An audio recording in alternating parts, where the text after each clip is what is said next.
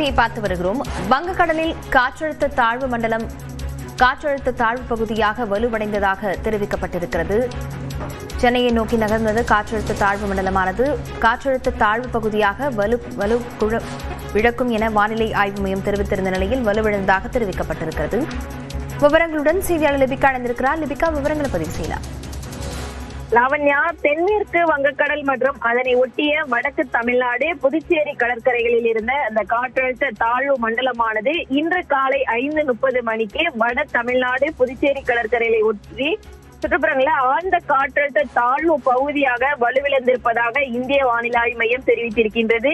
இது வடகடலோர தமிழ்நாடு மற்றும் புதுச்சேரியினுடைய தென்மேற்கு நோக்கி நகர்ந்து அடுத்த 24 மணி நேரத்தில் காற்றழுத்த தாழ்வு பகுதியாக மேலும் வலுவிழக்க செய்யக்கூடும் என வானிலை ஆய்வு மையம் தெரிவித்திருக்கின்றது. இதன் காரணமாக தமிழகத்தை பொறுத்தவரை அடுத்த 3 மணி நேரத்திற்கு சென்னை, செங்கல்பட்டு, கடலூர், கள்ளக்குறிச்சி, காஞ்சிபுரம், மயிலாடுதுறை, புதுவை, அதே போன்று சேலம், திருவள்ளூர், விழுப்புரம் ஆகிய மாவட்டங்களில் இடி மின்னலுடன் கூடிய கனமழைக்கு வாய்ப்பிருப்பதாக வானிலை ஆய்வு மையம் தெரிவித்திருக்கின்றது. அதாவது கன முதல் மிக கனமழை ஓரிரு இடங்களில் பதிவாவதற்கான வாய்ப்பு இருப்பதாக தெரிவிக்கப்பட்டிருக்கின்றது.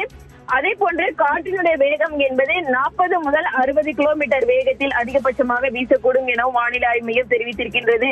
தொடர்ச்சியாக சென்னையை பொறுத்தவரை அடுத்த 3 மணி நேரத்திற்கு மிக கனமழைக்கான எச்சரிக்கை என்பது விடுக்கப்பட்டிருக்கின்றது. லாவண்யா, விவரங்களுக்கு நன்றி லிபிகா.